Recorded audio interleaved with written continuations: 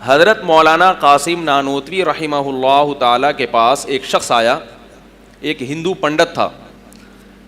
اس نے کہا کہ میرے سے مناظرہ کر لو, مباہلہ کر لو یا مناظرہ کر لو, مقابلہ کرتے ہیں,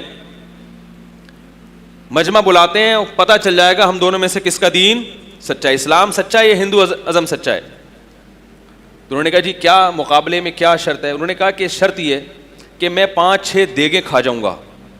کھانے میں انسان کا معدہ 5-6 دیگوں کا تحمل, بولو بھائی, نہیں کر. 6 یا 7 بولا اس نے, یا 2 دیگیں بولا, ابھی مجھے پورا یاد نہیں ہے. دیگ تو ایک بھی بہت ہے, اگر ایک بھی بولی ہو تو بھی مناظرہ جیتنے کے لیے کافی ہے. میں جناب 2 دیگیں یا 3 دیگیں کھا جاؤں گا, آپ بھی کھا کے دکھاؤ. یعنی اس کا مطلب یہ تھا کہ اگر میں اتنی دیگیں کھا گیا تو اس کا مطلب میں نہیں مرا پھر بھی, تو اس کا مطلب بھگوان کس کے ساتھ ہے؟ میرے ساتھ ہے. وہ آپ کی مدد نہیں کر رہا. آپ تو 2 پلیٹیں نہیں کھا سکتے اور میں کیا پوری دیگیں کھا جاؤں گا. تو یہ گویا معجزہ ہوگا, جس کو چمتکار کہتے ہیں نا ہندی میں, واللہ عالم اسی کو کہتے ہیں. تو یہ ایک معجزہ ہو جائے گا. تو مولانا قاسم نانوتوی رحمہ اللہ تعالیٰ سوچ میں پڑ گئے. تھوڑی دیر میں وہ کہنے لگے کہ بھائی دیکھو, دیگیں کھانا کس کا کام ہے؟ بھینسوں کا. بھینس کو پورا وہ لا کے رکھو, 2 منٹ میں ختم. خواہشات پہ کنٹرول کرنا یہ کس کا کمال ہے؟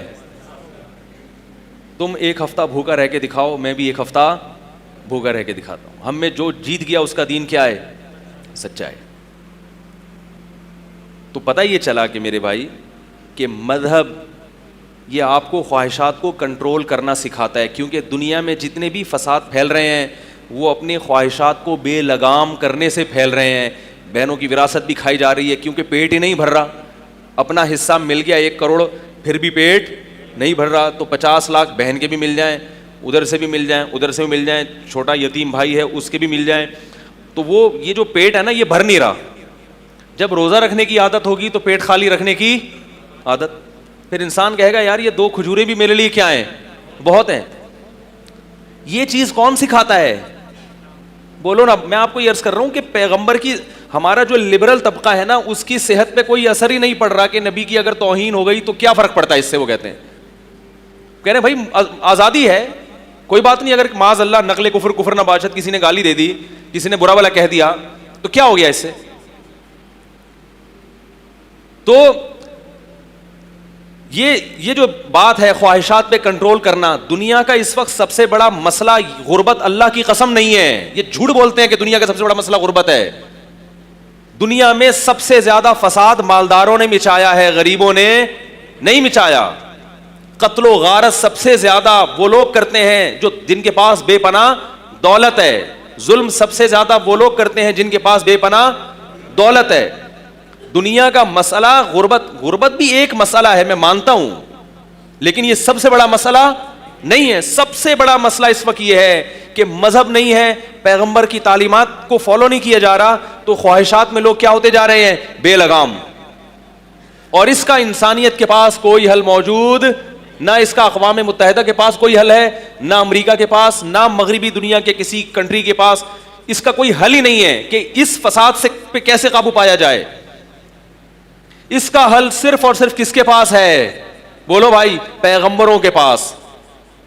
اور پیغمبر یہ حل خود پیش نہیں کرتے, بلکہ جس نے انسان کو پیدا کیا, جس نے آدم علیہ السلام کو پیدا کیا اور فرشتوں کے اعتراضات کے جواب دیے, اس نے فرشتوں کے جو اعتراض تھا نا یہ زمین میں خون بہائے گا, تو اللہ نے اس خون بہانے سے روکنے کا انتظام پہلے سے کیا ہوا تھا کہ صرف آدم پیدا نہیں ہوگا بلکہ اس کی رہنمائی کے لیے پیغمبر بھی دنیا میں آئیں گے جن کو براہ راست میں گائیڈ کروں گا, اور وہ میری گائیڈنس کے ذریعے لوگوں کو گائیڈ کریں گے.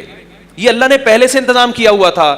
اور اللہ نے یہ بھی بتا دیا کہ دوسری طرف شیطان بھی ہوگا جو لوگوں کو غلط رخ لے کر جائے گا. تو یہ پیغمبروں کی تعلیمات اور شیطان کی تعلیمات کی جنگ ہوگی, اور یہی انسان کی آزمائش ہوگی کہ اس جنگ میں کون پیغمبروں کا ساتھ دیتا ہے اور کون نفسانی خواہشات کا غلام بن کر شیطان کے راستے کو اختیار کرتا ہے. یہی جنگ ہے جس کے لیے اللہ نے اس کائنات میں انسان کو بھیجا, اور یہ قیامت تک چلتی رہے گی یہ جنگ. اب اگر آپ اس جنگ میں پیغمبروں کو نکال دیتے ہیں لڑائی کے میدان سے, تو یہ پورا میدان پھر کس کے ہاتھ میں ہوگا؟ شیطان کے ہاتھ. بہت مشکل ہے سمجھانا. بہت مشکل ہے سمجھانا. یہ پورا میدان پھر کس کے ہاتھ میں ہوگا؟ شیطان کے ہاتھ میں, کیونکہ گائیڈنس تو ہو رہی ہے. پیغمبر نہیں کریں گے تو کون کر رہا ہے؟ شیطان.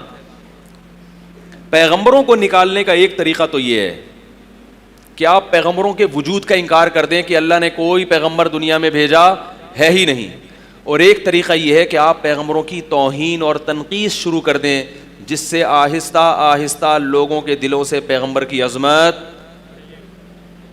بولو بھائی, کم ہونا شروع ہو جائے.